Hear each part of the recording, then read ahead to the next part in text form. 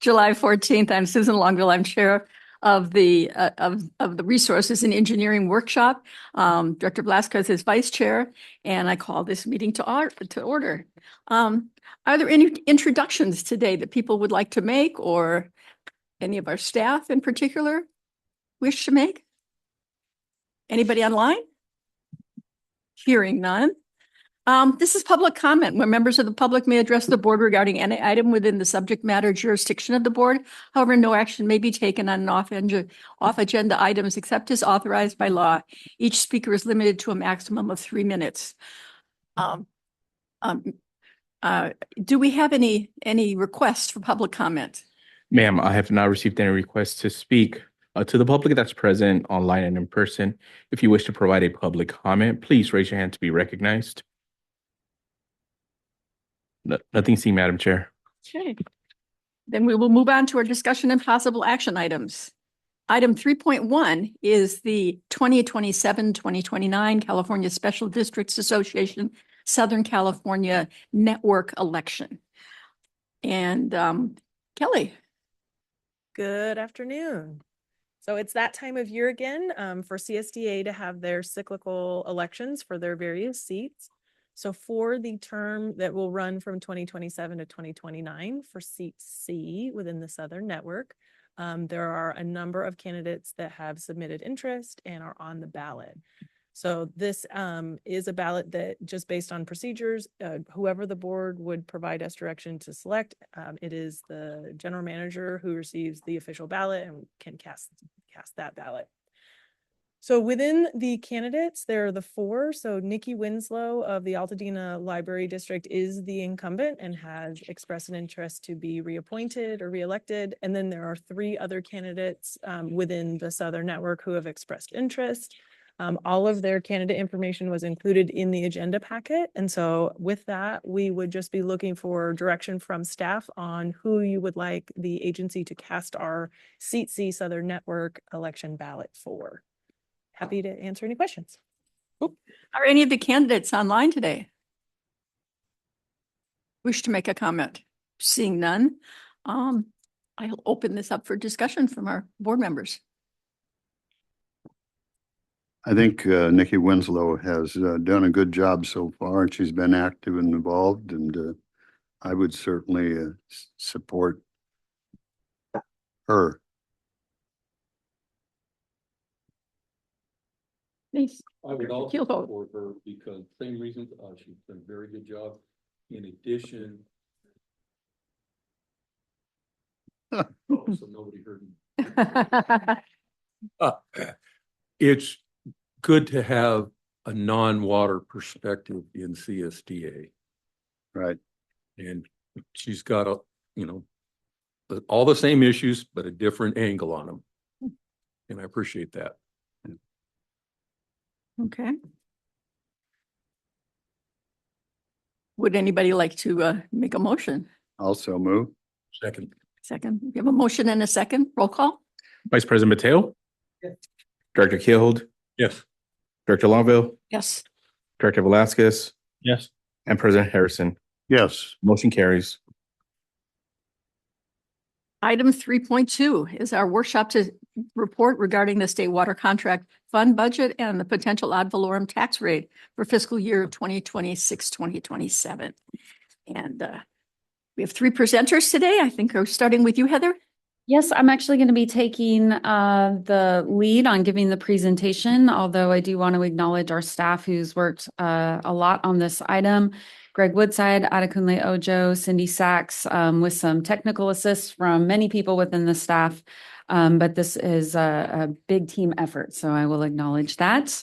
Okay, we do have a bit of a presentation. We're really laying the groundwork for what will happen next week. This is intended to be a high-level overview presentation regarding the main issues that the board will consider when setting our property tax next week.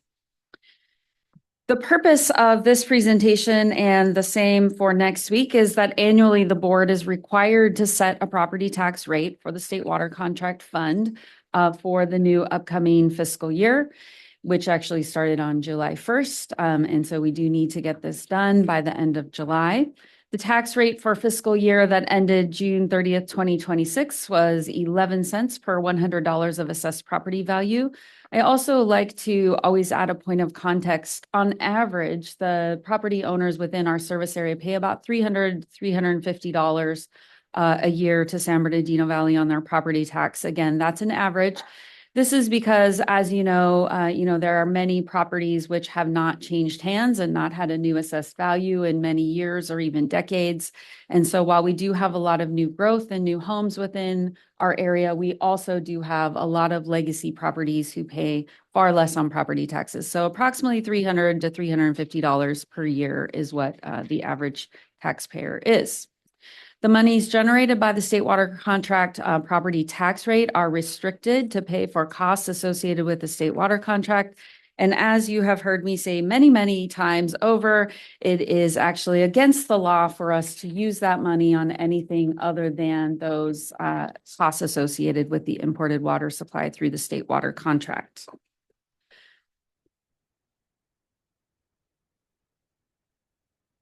What is the importance of the state water project? As you can see, this is the California aqueduct that runs from Northern California to Southern California, and this is our main transport of the imported water from Northern California, where the majority of the rain falls, down into Southern California.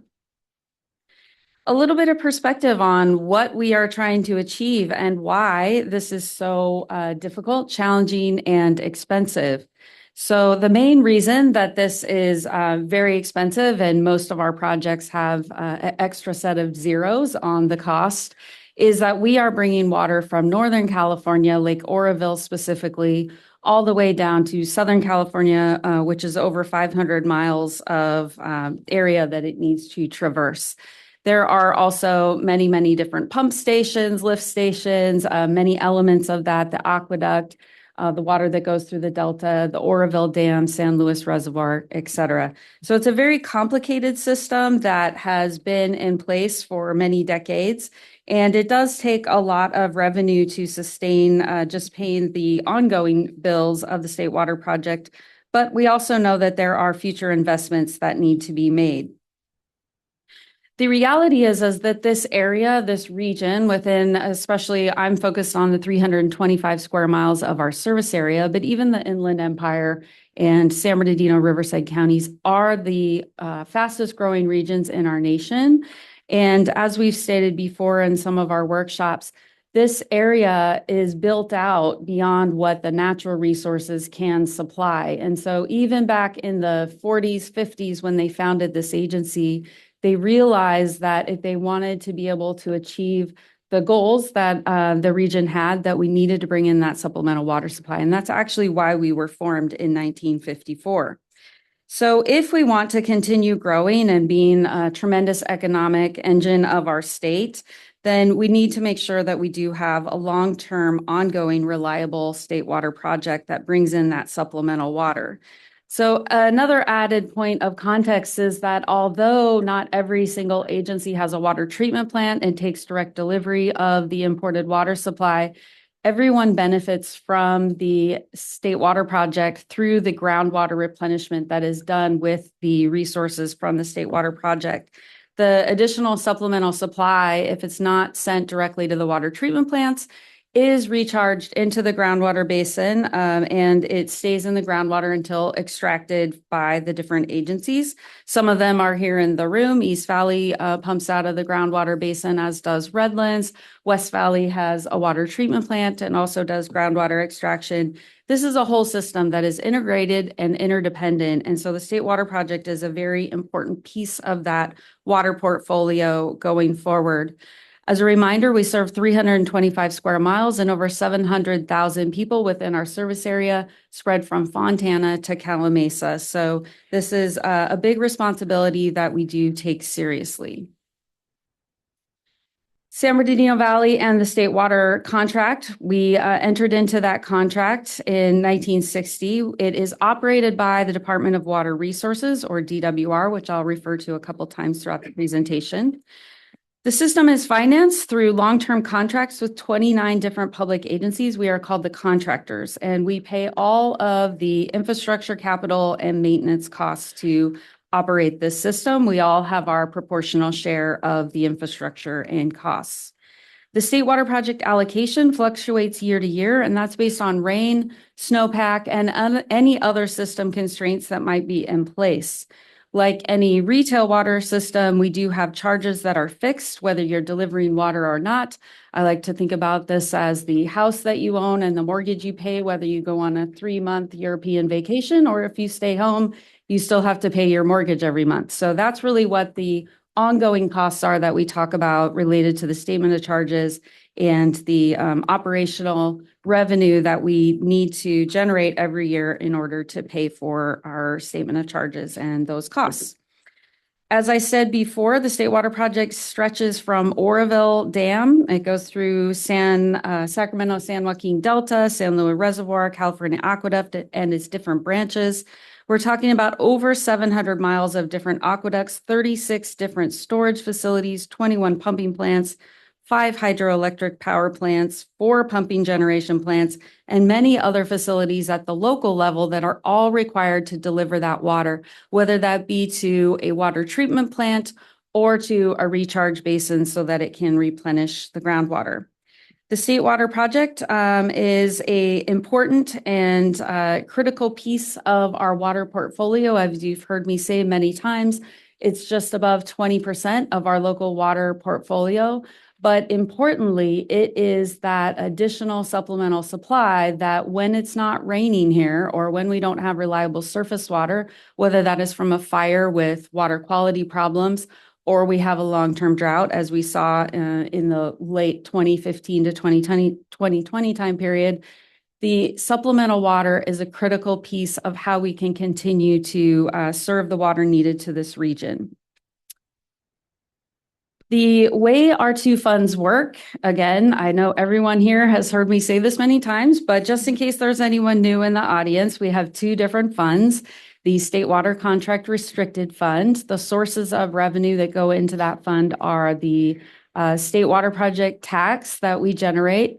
The expenses that we pay out of that fund are the debt service that is passed through on the statement of charges. We also have the capital expenses, the operating expenses of all of those facilities that I just named, and then any repair and replacement that might be needed. I'll specifically talk about a couple of the upcoming major maintenance activities that need to be done on the project.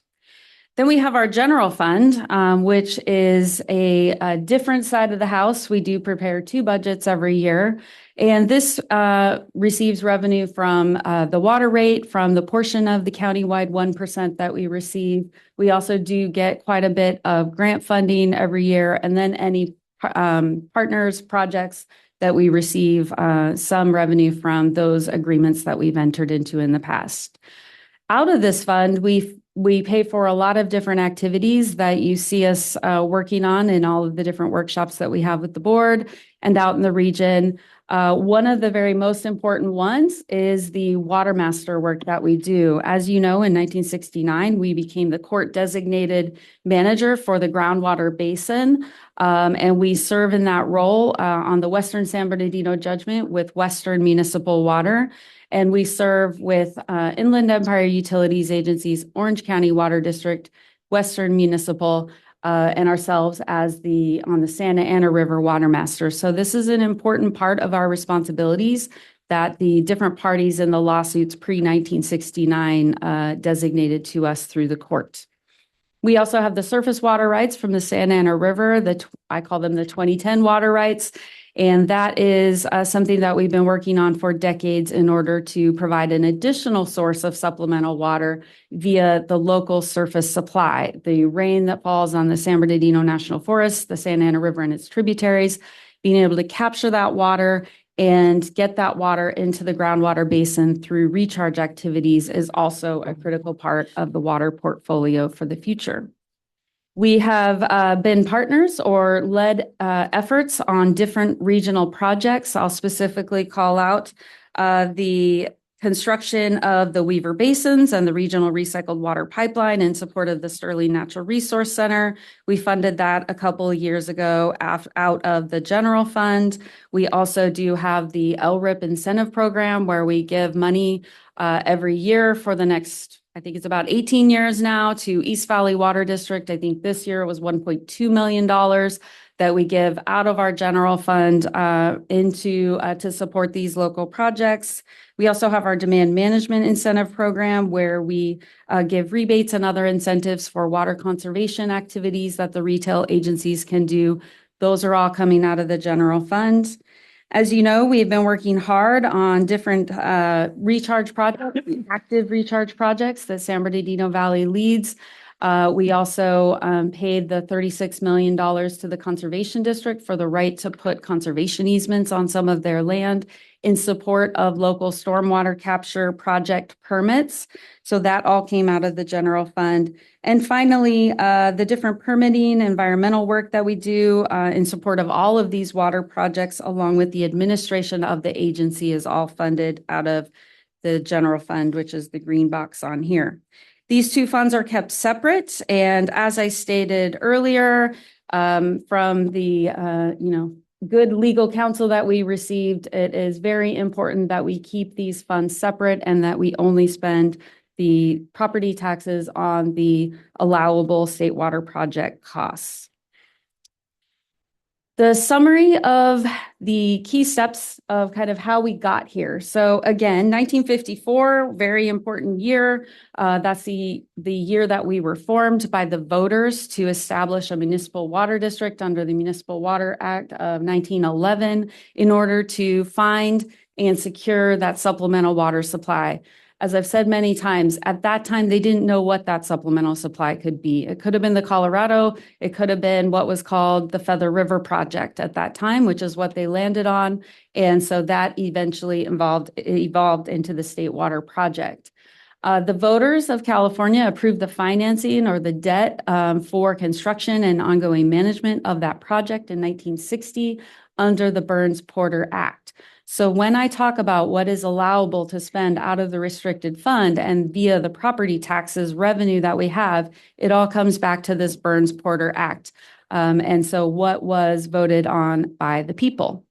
San Bernardino Valley and California DWR executed an agreement for San Bernardino Valley's participation in the State Water Project and becoming a contractor in December of 1960.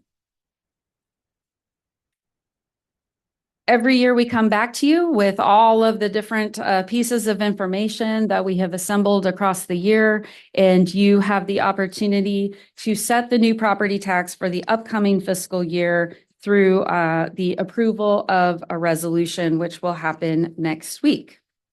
San Bernardino has spent the last about 18 months, I would say, working on a very deep analysis of the costs and the revenues associated with the State Water Project. And so a lot of that information I'm presenting today, and then we'll repeat again next week. This is an estimated, this is a bar chart of the estimated expenses of the State Water Project up until 2035. So I'll just take a little bit of time to explain these. And this is really one of the most key components for the board to consider as you are thinking about what the right property tax to land on is. So in the yellow, we have what I consider the ongoing regular costs associated with the State Water Project. So that is the debt service, the operational expenses, et cetera. And that is the yellow. The blue is actually what we know that will be incurred over the next 9 years or so. We have received a 5-year capital investment program from DWR. That's where these numbers are coming from. These costs in the blue are actually known expenses coming up, such as the FERC relicensing for those 5 hydro plants that I talked about. That will be a substantial effort that has a lot of costs associated with it. And that is something that we will begin to take on. I believe it starts next year. We also have the substantial problem of subsidence of the California aqueduct. As you've heard me say, there are places where the aqueduct is soon going to have to try to run water uphill. Obviously, that doesn't work very well, so we know we need to get out there and do some maintenance to that canal. So that will also be a financially significant contribution we will be asked to make. Then we have what I consider, again, if the state water project is the house that you inherited, there are investments that you need to make sure that this house works properly over the next 50 years. And so that's really where Sites Reservoir and Delta Conveyance Project come in. So this graph is just showing one, I call it a hump. I don't know why I call it that. It's basically the curve, the upward curve of what is really a two hump bar chart that we will talk about in the future. But this is just the next 10 years. And you can see there is a significant increase of costs about raising up to, almost $350 million in 2031, and then it declines. What you don't see on this bar chart is the years beyond 2035, where the Delta Conveyance Project costs really start to ramp up. So the majority of this costs in this bar chart are related to the Sites Reservoir, which is in the dark green. And those costs will kind of be at their maximum level in about 2031 as that project goes through construction. At that time, we do start anticipating having those Delta Conveyance Project costs come in as well as they start to begin work on kind of the construction elements of that project. But past 2035 is really when the Delta Conveyance Project construction costs ramp up. And so we will see another upward curve. We will hopefully be able to show you that graph next week at that workshop. But we do know that there will be kind of two significant increases in costs over the next 10 or 15 years. The Sites Reservoir project, our share is approximately 10%, and $750 million is what you see here in the dark green. And again, I always talk about the importance of this project in that it is providing dry year water or wet year water, that is delivered in dry years. What that means for the retail agencies that we serve is in a year when the allocation is low. Let's say it's a 5% year or a 10% year because we didn't get a lot of rain that year, we will be able to call on this Sites Reservoir water up to 30,000 acre feet and deliver that water down here into our service area and to our customers. This is one of our primary resilience strategies in terms of being able to continue water delivery in future dry years. This is a summary of our state water contract costs, and I want to just kind of walk you through it in terms of what does it involve and what are we trying to find the right balance for. So the fixed charges for the state water project, again, very significant bond repayments. This is all the fixed infrastructure, the aqueduct, the reservoirs, the dams, the hydro facilities, all of those, plus the ongoing maintenance that we have. Then we have the conveyance charges that this fluctuates based on how much water is delivered in any year. And then we do have our share of projects for capital improvements to the state water project, which we are known that we do know through that capital investment program that DWR gave us. So for the next 2 years, these are our estimated amounts of expenses that we will have: $86 million in 26-27 and $140.7 million in 27-28. The reason that these numbers are important is that I want everyone to try to understand what this would mean if you were trying to recover this cost in a way other than the property tax. San Bernardino Valley's board has historically tried to absorb the majority of the costs of the supplemental water through our ad valorem property tax that you set. So if you were going to try to recover these 2 years worth of costs through the water retail rate, which is our only other way of paying for those things, rather than the property tax, it would be at a minimum $607,000 or $607 per acre foot for this water. That's assuming that you have a 50% property tax subsidy to this water that we delivered. If you were going to just try to recover the full cost with no ad valorem, it would be in the $1,600 range per acre foot for water delivered, assuming that we had a 50% allocation. Now, obviously, if you're in a low water year and you have less than that, these charges are still the same. So for the most part, you're trying to recover those costs on less water delivered. It's just not a very sustainable way to run your supplemental water system. So historically, this board has tried very hard to be able to pay for the majority of state water costs through our ad valorem and keep our water rate low for the retail agencies. As a point of comparison, not that I don't think Metropolitan's watching, but they're our closest neighbor to the west, and they're a good point comparison. Metropolitan is at 7 cents per $100 of property tax, per $100 of assessed value of property taxes. So 7 cents, and their water rate is $1,200 an acre foot. So we're at about a tenth of the water rate, and we are in around the same range as Metropolitan's. There's some other examples out there that you can look at, but we believe that that's a good comparison just in terms of trying to balance the water rate and the property tax in terms of what people can afford and how we can make sure that we are protecting all of the resources of this area. The reason I bring that into the conversation is that our other role, as I mentioned, as the water master of the Western San Bernardino judgment, is that we have the role of making sure that this groundwater basin is being managed in a sustainable way. So this graph is called the cumulative change in storage for the San Bernardino Basin area. And what you're looking at is a bar chart of water levels over time. Think of this as if it was your checking account, you don't want it to go less than zero.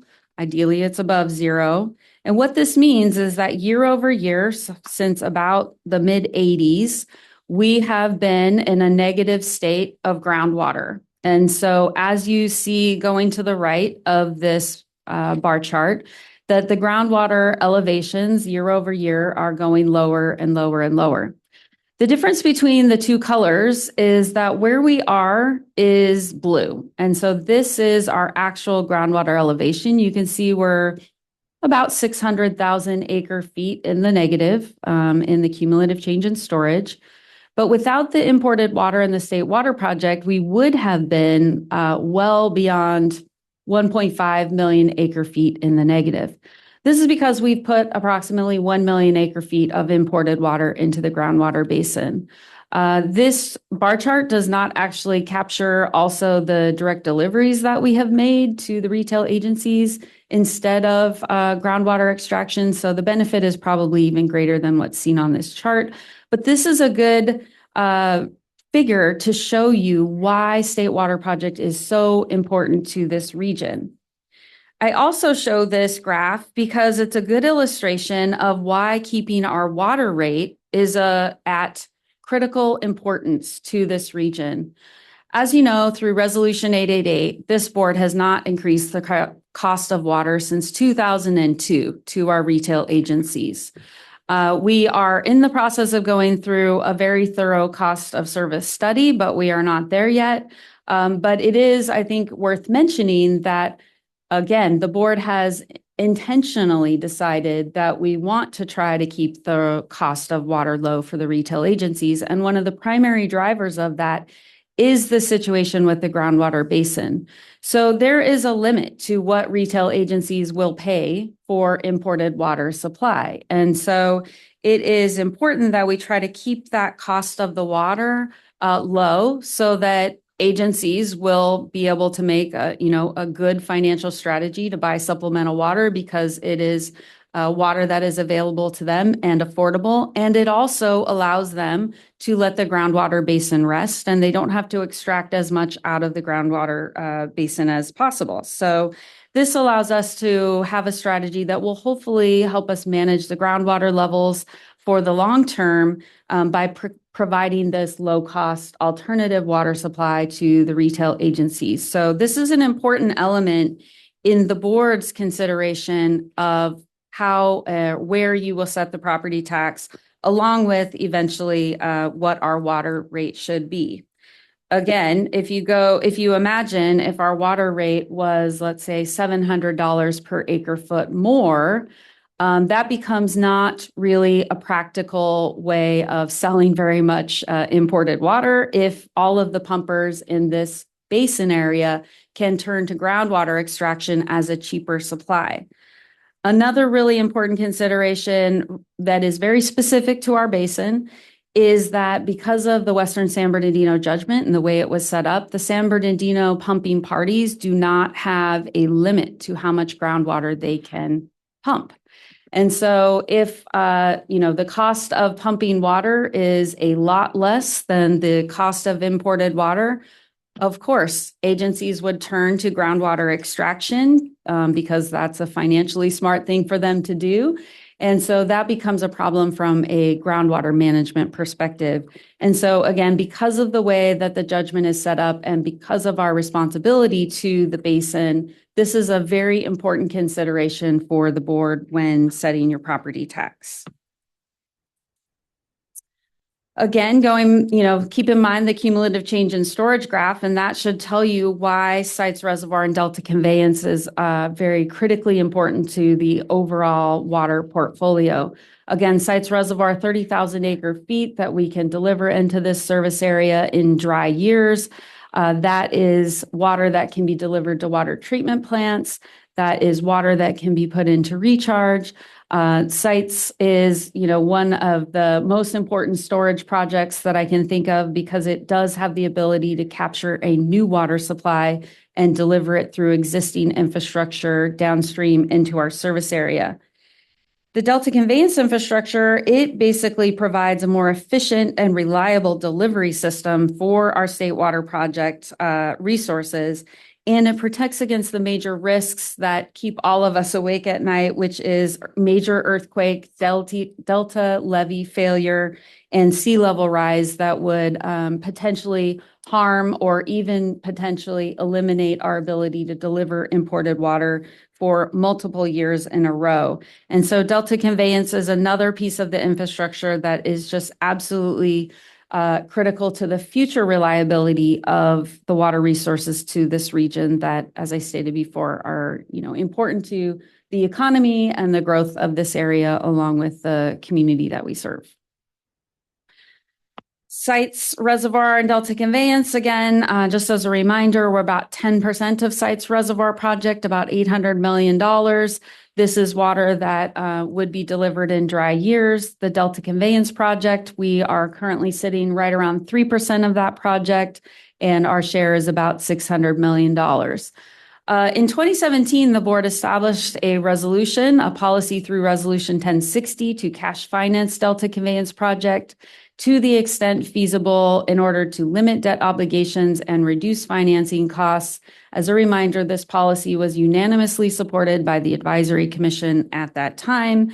And the board, past boards, and this board have consistently stated that they do believe it is an effective strategy to try to cash finance projects if we can, to limit the ongoing debt burden to the people that we serve, but also to protect our AAA credit rating. This information also is reflected in the new reserve policy and should also be considered next week. The reserve policy was approved on July 7th by the board. It established range targets for reserve funds. It does align with the expected costs, which I have talked about in this presentation. It also aligns with, again, what the past board and this board has stated regarding how we will use our reserves, how we fund projects, and how we will try to kind of protect the very important parts of running this agency in terms of not over leveraging ourselves and also trying to protect that credit rating for when we do need to finance projects. This is an important new addition as we go forward into next week, is kind of aligning all of these things together along with this information that I have presented so far today. So what are all the things that you are going to consider and hopefully you'll be thinking about in this week in between? So of course, first, as I just said, having it comply with the reserve policy approved by the board.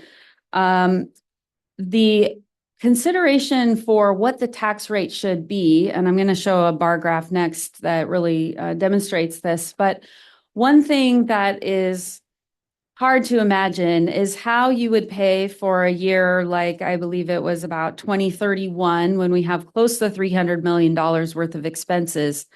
How would you pay for that in just a year over year property tax, trying to generate all of that revenue in 1 year? You could have a situation where you're going from, let's just say what our current rate is, 11 cents. If you're trying to generate $300 million worth of revenue in 1 year, that would result in a very sharp increase of property taxes. And that is something that I think the people that we serve would probably not appreciate.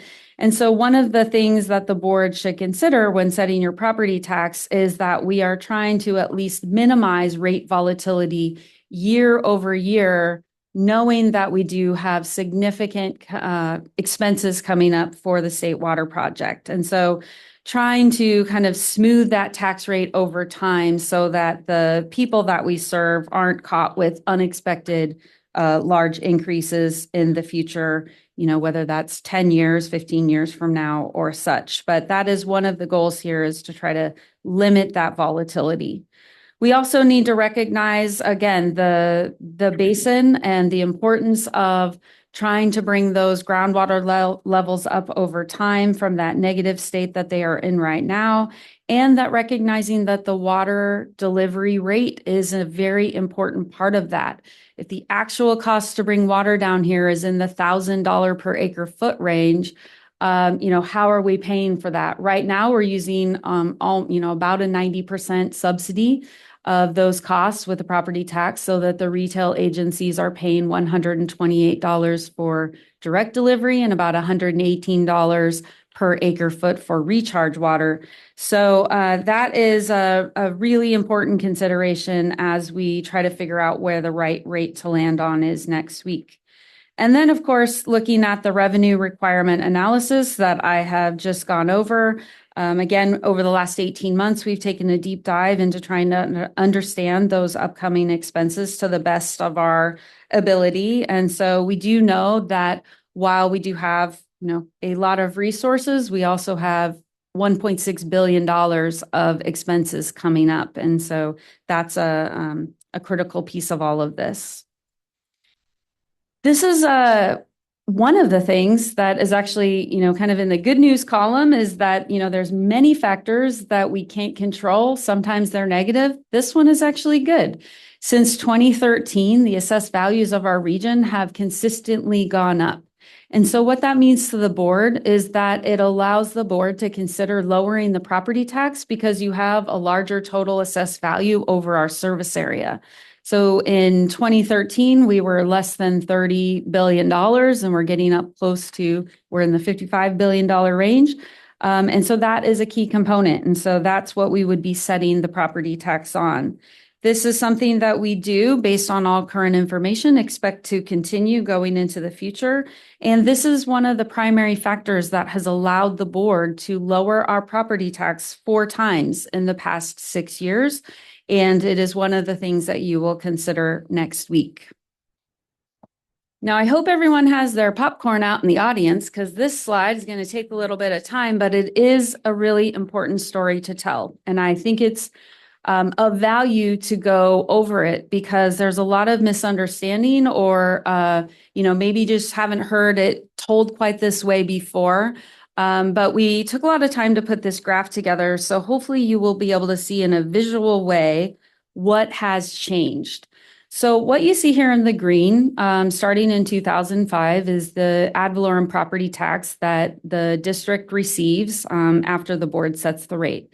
And you can see in the years leading up to 2013, we were bringing in about, between $30 to $50 million or so. In today's costs, that doesn't really even cover the ongoing expenses of the State Water Project. I'm assuming they were lower back then, and so we weren't going into a deficit. But as you can see, the property tax at that time was 16.5 cents. And so you're probably wondering, wow, that was a really high property tax for not a lot of revenue. What's the difference? The difference is there were redevelopment agencies then. And I don't know if this is the technical term for it, but what was happening is that we would set our property tax at 16.5 cents per $100. The money would get collected by the county, and a portion of that money would be diverted to the redevelopment agencies to do the projects that they were put into place to do. That money, and so basically there was two paths for the money that was generated from our property tax. One path was to us, which you can see is in the green here. The other path is the difference, and that was to the redevelopment agencies. In 2013, the entire landscape shifted with the passing of AB 126, the dissolution of the redevelopment agencies. And so what that means is at that time, they voted to dissolve the redevelopment agencies. And so all of the revenue generated from the taxing authorities' property tax went to the agencies. In 2016, SB 107 was again passed, and that was even more of a refinement on this idea that the money generated by the taxing authorities, San Bernardino Valley being one of them, should go to those agencies for the purposes of which the tax was set up. So for us, it was for the state water contract. So SB 107 was passed, which was also good news because that meant that all of the revenue generated from the 16.25 per $100 property tax at that time was going to come to San Bernardino Valley. Now, there was a lot of uncertainty at this time because we did have some litigation. And at that time, up all the way until 2019, 2020, when we settled those lawsuits, we were not sure that we were actually going to be able to keep that revenue that was now coming into our restricted fund budget, which is the blue on this bar chart. We didn't know if we were going to be able to keep that money. In fact, it was touch and go there for a little while. We actually thought we might have to give that money over to the other side of the lawsuit.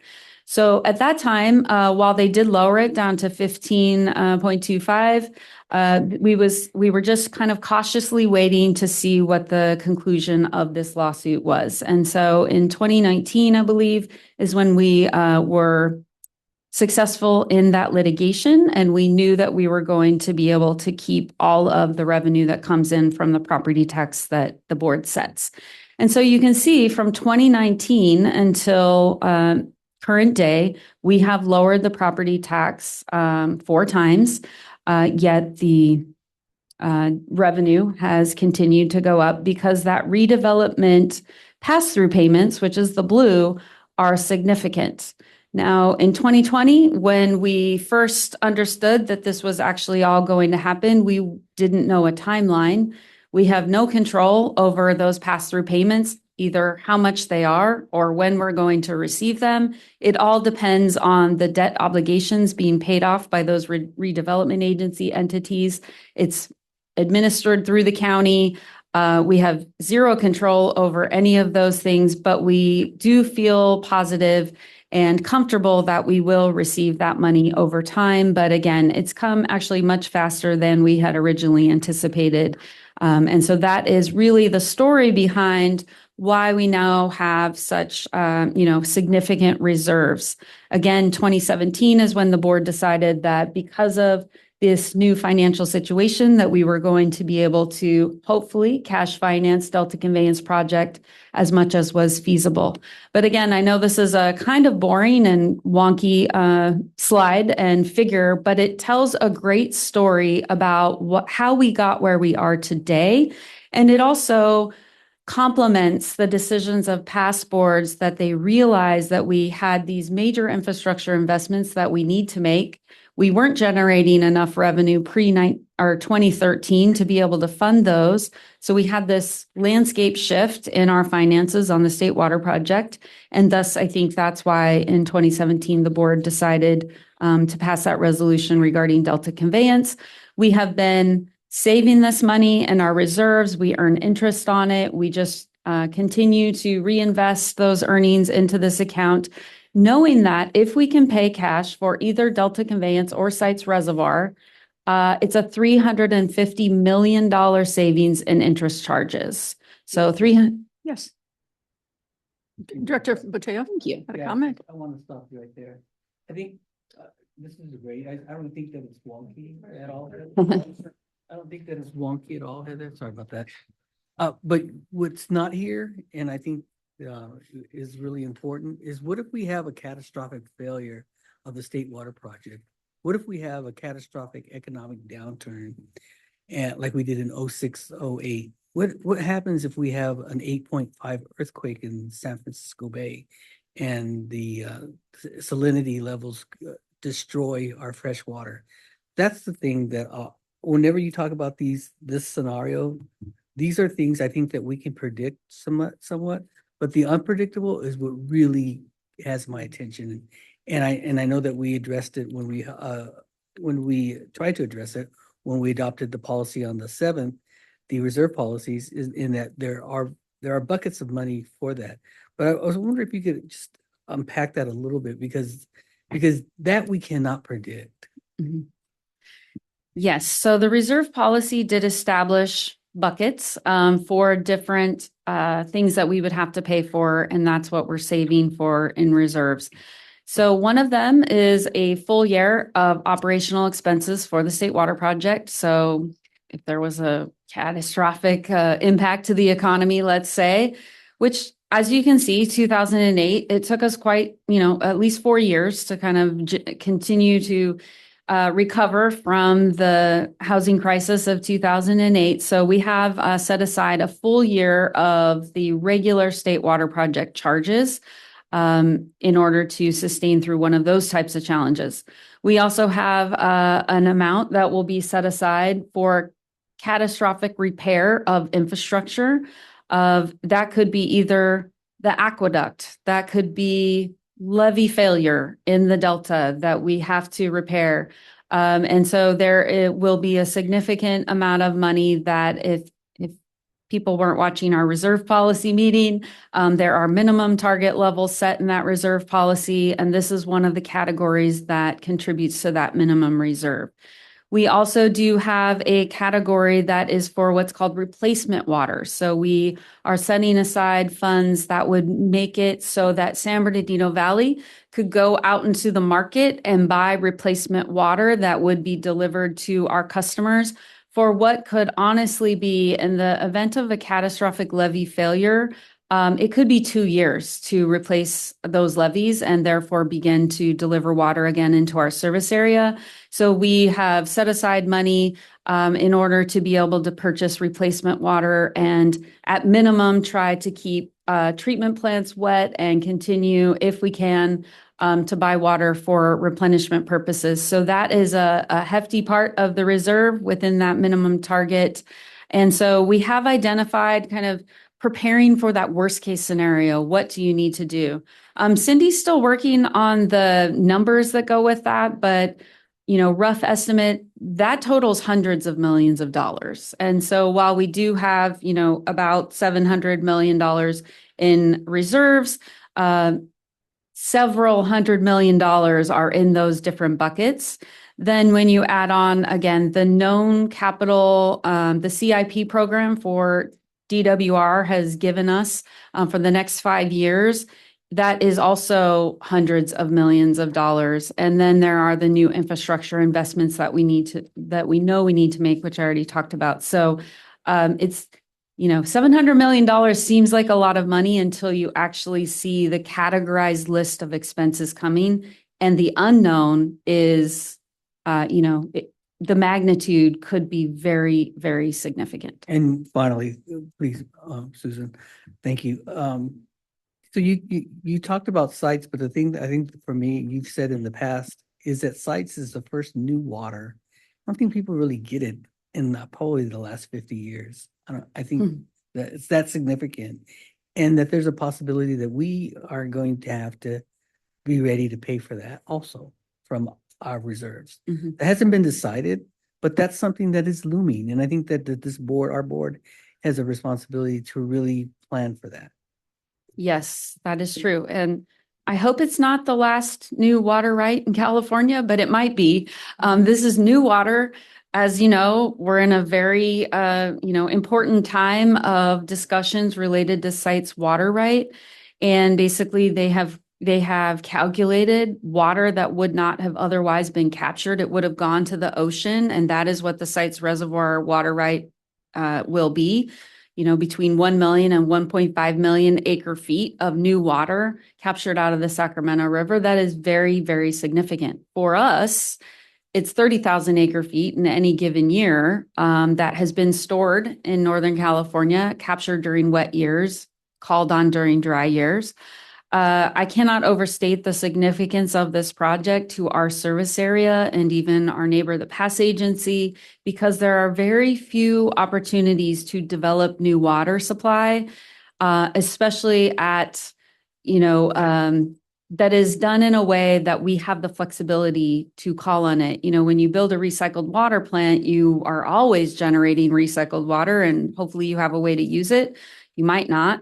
If you develop a desalination plant, you are always having to keep those pieces of infrastructure going. For us, obviously, that's not possible. Stormwater capture, while that's a great strategy for us, you have to depend on it raining here locally. So by having Sites Reservoir along with our other local projects that we have already invested in or that we plan to invest in the future, it gives us that robust water supply portfolio that we've talked about many times with the board. Thank you, Madam Chair. Yeah, you're welcome. Please continue. Okay, so we will try to include for next week a slide regarding the reserve policy. Apologize, I should have put that one in here. Great point. So this is just a graph of our property tax year over year since 1980.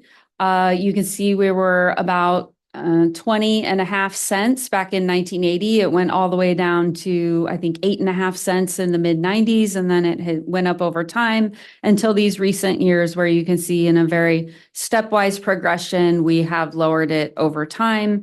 And so that's how we end up at the 11 cents per $100. So the conclusion and the next steps is that for this year's rate setting workshop, which will be next week, the board will consider all of the information that we have given you regarding our current revenue, our existing reserves, how we manage that to pay for our current costs, our capital projects, and those emergencies that we know are out there somewhere in the future. On July 21st, the board will receive a presentation from staff with any additional information that you should request today and a range of tax rate analysis that we will provide related to revenue and costs.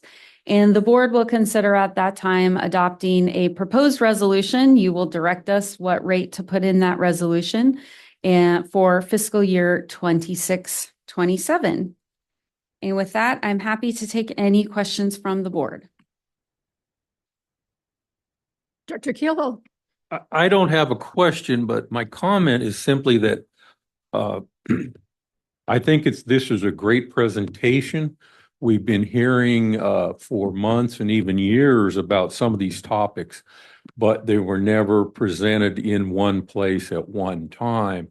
And frankly, they didn't make all that much sense. So it kind of makes a lot more sense when you see it all at the same time and how one element influences another. So I'm glad that the district has gotten to this point, and congratulations.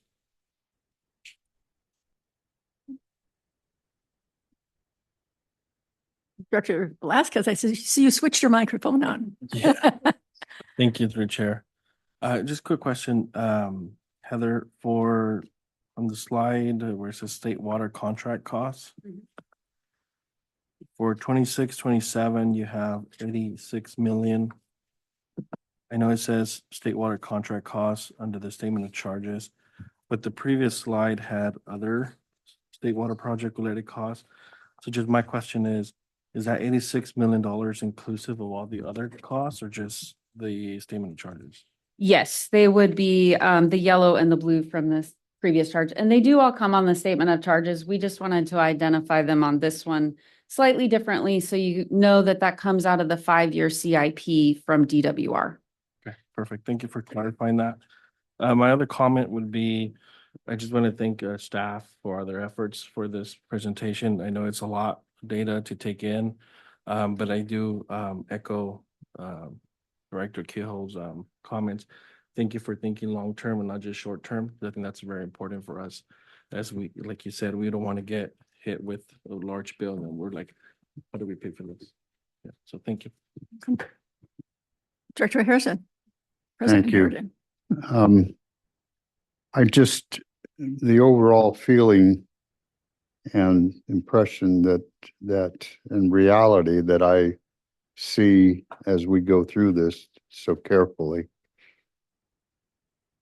is that we have significant responsibilities to everyone in this valley, all 700,000 people. And the reality is that we have to be ready for all scenarios. And it is somewhat scary that the times of things that can happen that we would have to be responsible for, because this is our mandate. And it's totally different than an agency that is putting water in everybody's houses. It is an awesome responsibility that we have to make sure that all of our 15 various retail agencies will continue to have the water that they need to service our 700,000 people, and that we do it in such a way that is not depleting all of our reserves. I mean, our reserves are the backbone of this whole system.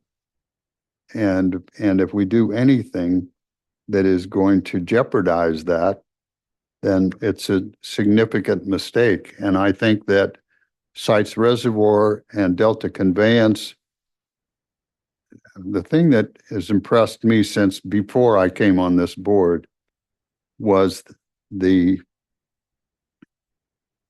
perilous nature of the Delta with regard to, I mean, look what just happened in the earthquakes that happened just several weeks ago. I mean, if something like that happened here, we would still be responsible for providing water to everyone. Yep. And I just think that we've taken this very seriously and we continue to do so. And the Delta Conveyance would be such a great answer to the perils that the Delta currently holds by way of earthquake, by way of saltwater inversion, and by way of subsidence. It's significant, and we're responsible for it. I mean, if any of those things happen, it falls on us. It doesn't fall on anyone else. It falls on the state water contractors, and for our 700,000 people, it falls on us. And I think it's something that we have to consider very carefully, and it's an awesome responsibility. So I appreciate the way you have laid things out, Heather. And I also appreciate the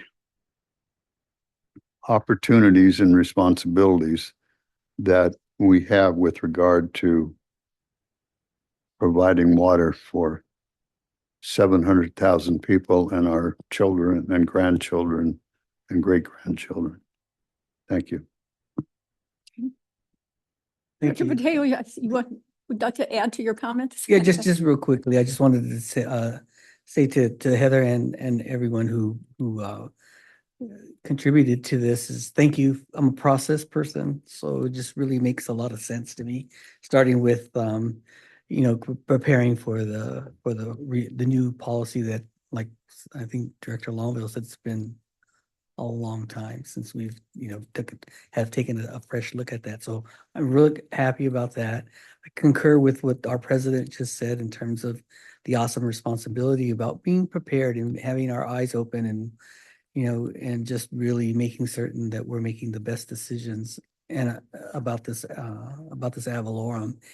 And I believe that, and I'm going to have a lot of thinking to do over the next week, but I believe that staff has done everything that you possibly could to give us what we need to make a great decision. I think a informed decision.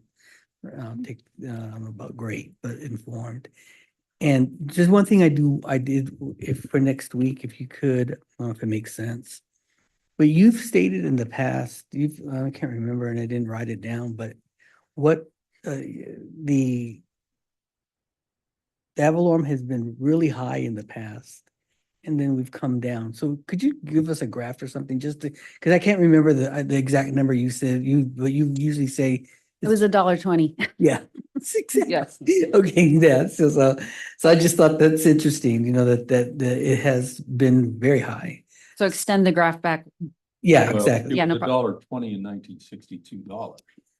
Right. That's a good point. I don't know if we'll do the math on the inflationary value of $1.20, but we could show you what the board said every year. We have that. Okay, thank you. Appreciate it. Thank you. Dr. Keelhill? Thank you. I just was reminded of something when Director Harrison was speaking. I think it's helpful to think of the reserve as state reserve. Reserved for state projects doesn't make it ours. It makes it the state's. So the reserve is something we have no control over. And we don't have any discretion in that. That is money that's been collected for the state expenses.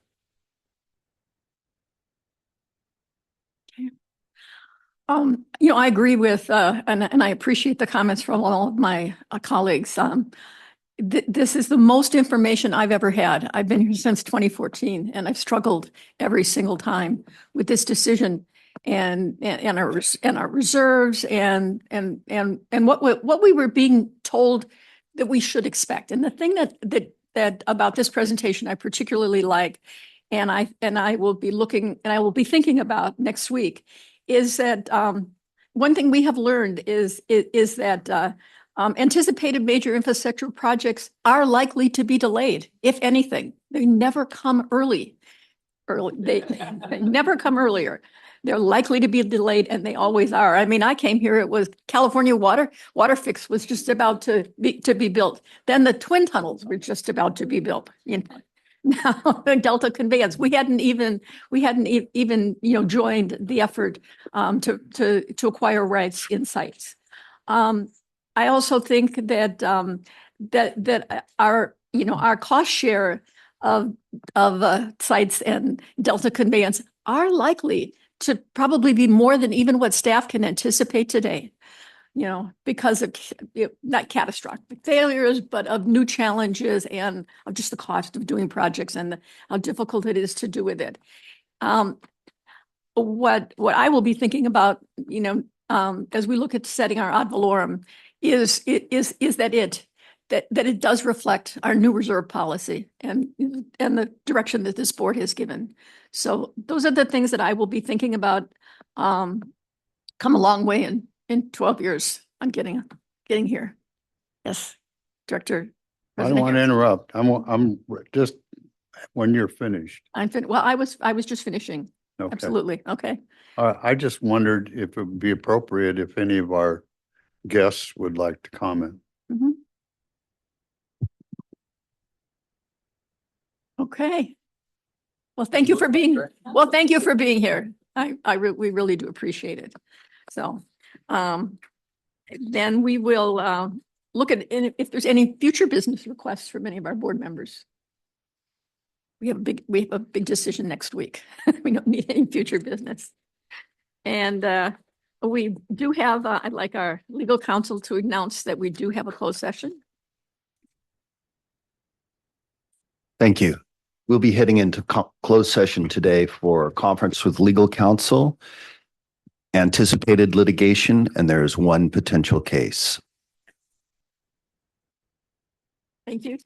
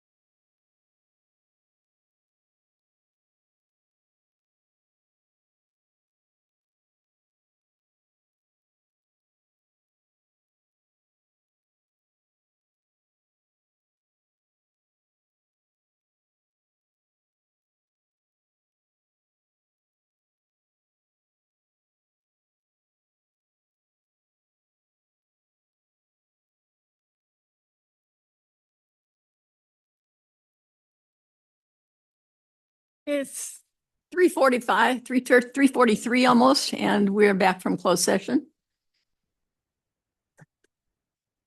Thank you. There is no reportable action from today's closed session. Then this meeting is adjourned. Yay.